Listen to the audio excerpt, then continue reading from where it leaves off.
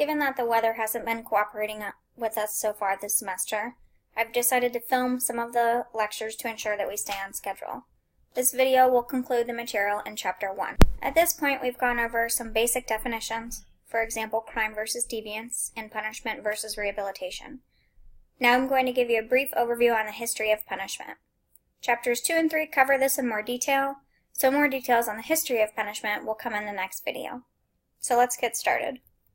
The Code of Hammurabi was one of the earliest and most complete written legal codes, implemented by the Babylonian king of Hammurabi. The pictures on the screen show the code etched in stone. This code was all about getting revenge on people who break the rules, which is what the term lex talionis indicates. At this point, punishment was very extreme. For example, the one listed on the slide, and also, if a son strike his father, his hand shall be hewn or cut off. Interestingly, the code did not treat all offenders equally. The code blatantly outlined how offenders who were poor were to be treated differently than offenders who were wealthy, and it also outlined how offenders who victimized someone who was poor were to be treated differently than offenders who victimized someone who was wealthy. For example, it stated, if a man has destroyed the eye of a man of the gentleman class, they shall destroy his eye. If he has destroyed the eye of a commoner, he shall pay 1 mina of silver. If he has destroyed the eye of a gentleman's slave, he shall pay half the slave's price.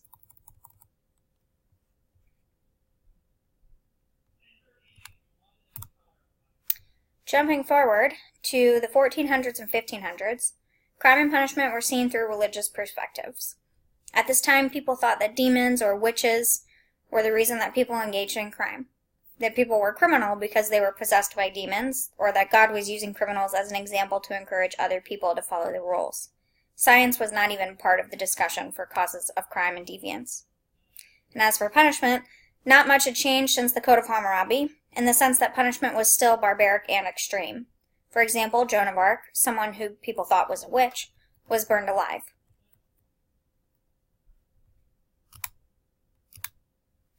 The Enlightenment period was when society started moving away from the religious explanations for crime and deviance.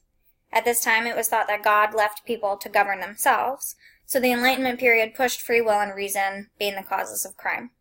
People began to think that behavior was guided by people's rational choices of the weighing of risks and rewards of possible actions. Enlightened thinking didn't extend to the criminal justice system or punishment at that time, though.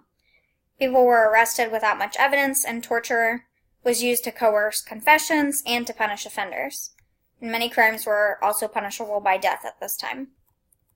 One example of punishment that was used in the 1600s and 1700s was pictured here, the rack. An offender was strapped into the device, and it was designed to stretch the person's body to the point that a person's extremities could be ripped off.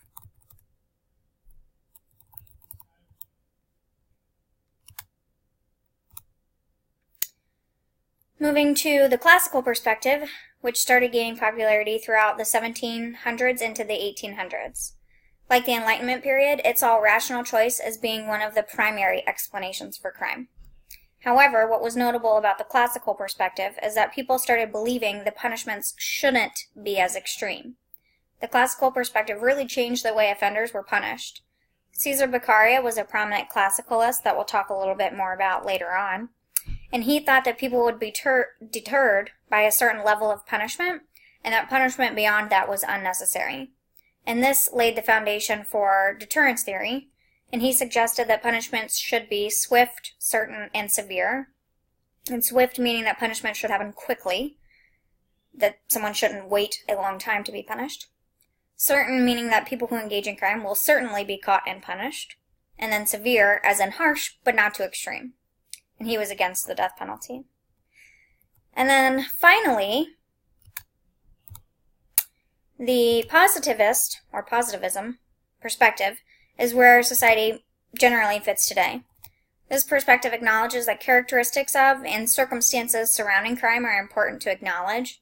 And so specifically, positivists believe that external and internal forces affect people's likelihood of breaking the law.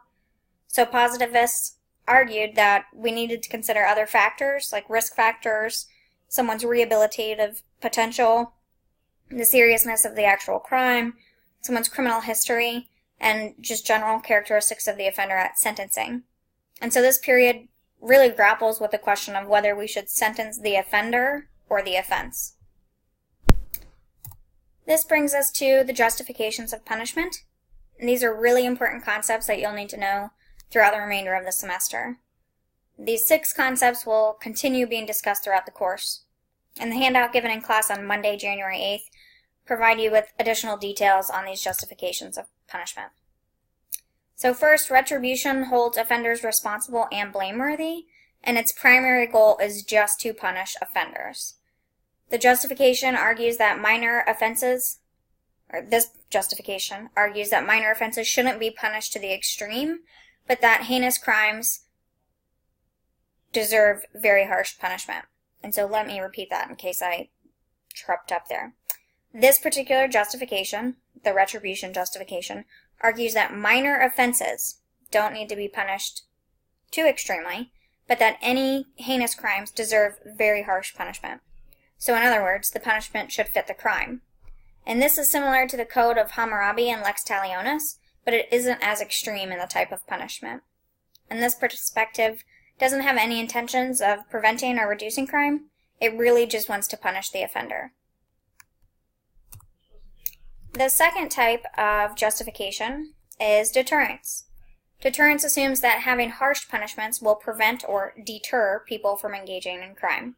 Thus, this perspective assumes that people are rational in their thinking before they engage in crime. It implies that if punishment is harsh, that people won't engage in crime. And there are a handful of different types of deterrence, but the 2 that we'll focus on is general deterrence and specific deterrence. If you check your handout, you'll see that general deterrence refers to people not engaging in crime for fear of punishment. So in general deterrence, the focus is really on preventing crime in a proactive manner.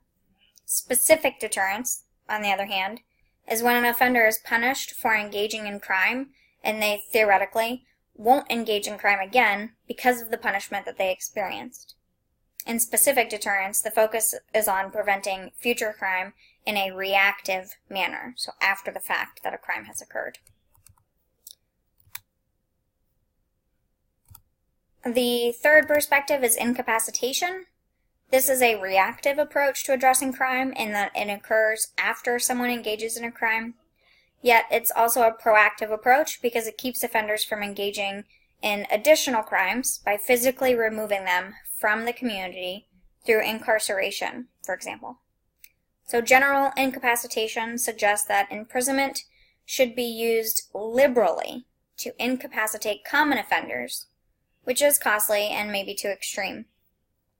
On the other hand, selective incapacitation reserves the space in correctional institutions for the worst offenders, which helps to save communities money.